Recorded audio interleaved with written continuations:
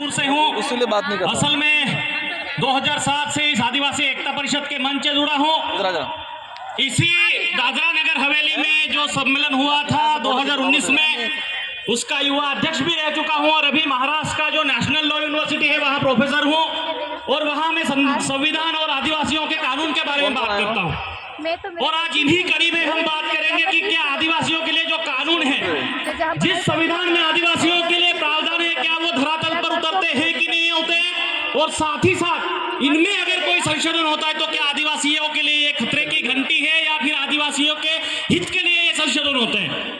तो आपने देखा होगा कि जब आर्टिकल 370 का जो है ना यहाँ से हमने रिपील कर दिया था तो सारे देश में हर्षोल्लास की स्थिति थी, लेकिन आप कश्मीर जाके देखो, वहां की जो कॉन्स्टिट्यूशनल सरकार थी, संवैधानिक सरकार थी, वो बंद पड़ चुकी है। पिछले 6 सालों से वहां इलेक्शन हुआ नहीं है।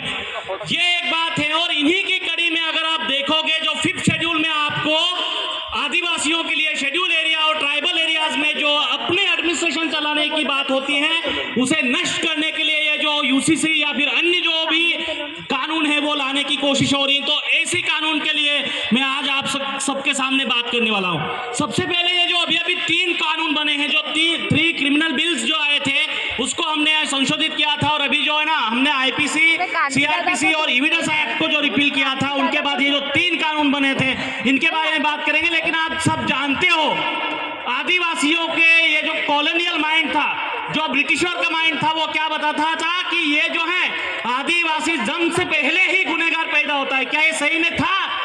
तो ये उन्होंने क्या किया था, हमारे लिए क्रिमिनल ट्राइब्स का एक्ट क्यों लाए थे। और ये आज की गवर्नमेंट क्या बता रही थी कि वो जो कॉलोनियल माइंडसेट था उसे रिमूव करने के लिए हम जो है ना ये 3 कानून ला रहे हैं। तो कौन सा कॉलोनियल माइंड? अगर आप एंशिएंट हिस्ट्री देख लो या फिर मिडिवल हिस्ट्री देख लो, जहां मनुस्मृति जैसे कानून बनते थे जो आदिवासियों के लिए या फिर यहाँ के पिछड़ों के लिए, वर्नेबल सेक्शन के लिए कोई भी प्रावधान नहीं रखते थे, उनको सिर्फ मजदूरी या फिर लेबर वर्क के लिए या फिर उनके धोने धोने के लिए रखते थे, वो सारे प्रोविजन आज ये गवर्नमेंट चाहती है और इसीलिए यूसीसी जैसे कानून बनने की कोशिश हो रही है। दोस्तों, तो क्या इसका विरोध होना चाहिए? लोग तो बोलते हैं कि आने वाले दिनों में राम राज्य आएगा। कैसे आएगा भाइयों? देख लो, जिस जंगल में यहाँ इनके राम जो है वो वनवास काटने गए थे, उनको आज उजाड़ रहे। क्या इससे राम राज्य आएगा?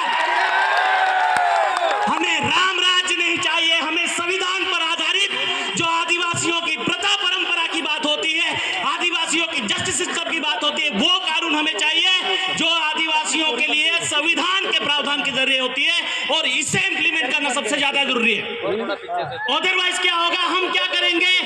देखो, हमें आज देश का सबसे सर्वोच्च पद है प्रेसिडेंट का, वो आज आदिवासी है। लेकिन मणिपुर में क्या हुआ, वहां के गवर्नर भी आदिवासी हैं। तो इन पदों से हमें कुछ नहीं होता है, हमें इंप्लीमेंटेशन पे जोर देना चाहिए। और ये जो देखो, धार्मिकता पर बात नहीं हो, ये बात है, लेकिन हम क्या करेंगे भाई?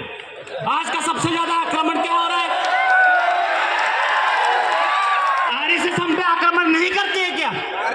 तो फिर ये डीलिस्टिंग क्यों आया था? तो इसका हम खुद के विरोध तो करते हैं, ये मंच भी विरोध करना चाहिए, और साथ ही साथ ये जो आदिवासी युवा है वो विरोध करें कि हमें बंटवारा नहीं चाहिए, हमें कानून के जो प्रावधान है, संविधान के प्रावधान है वो, और जिनके ऊपर हम बात करेंगे। आप सब जानते हो कि ये जो यूसीसी है जो आपको स्पेशल प्रोविजन देता है आपके मैरिज के लिए, लेकिन ये कल अगर आपको बोल देंगे कि आपको ना पंचपदी से या फिर ब्राह्मण ला के आपको शादी करनी हो, तो फिर हमारा पुंजारा कहां जाएगा? फिर हमारे जो डायलॉग है जिनको हमें ना हमारे संविधान में या फिर हमारे कस्टमरी लॉ में हमें ना इनको लॉ की जिम्मेदारी देते हैं, वो कहां जाएंगे? और आज जो है ना ये बयान में ये चोटी बढ़ाकर हाथ जो यूथ नाच रहे हैं वो कहां जाएंगे?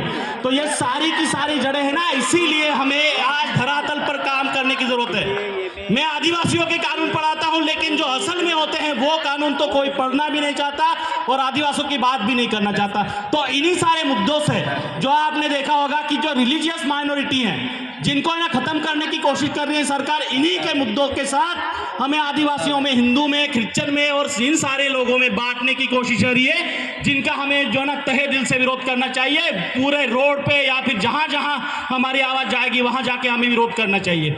और तभी हमारे जो आर्टिकल 13 की बात हो रही है, आर्टिकल 244 की बात हो रही है, 5th शेड्यूल की बात हो रही है, ट्राइबल मैनेजमेंट सिस्टम की, ट्राइबल जस्टिस सिस्टम की बात हो रही है, उनको अगर आप अच्छे से लागू करने के लिए ये सारी चीजें होगी और युवा जागरूक हो जाएगा तो ही ये पॉसिबल है। अदरवाइज आदिवासियों को आने वाले दिनों में जो आज स्टेटस यहाँ के माइनॉरिटी का है, वो आने वाले दिनों में जो Kailash versus state of Maharashtra बताता है, आज यहाँ है ना फॉरेस्ट या फिर जो रोड पे अतिक्रमण करते हैं उनको भी है ना यहाँ की सरकारें उनको प्रोटेक्शन देती है, लेकिन जिन्होंने सदियों से इस जंगल के, इस जल का और इस जमीन का रक्षण किया था, उनको यहाँ से है ना बेदखल कर दिया जाता है।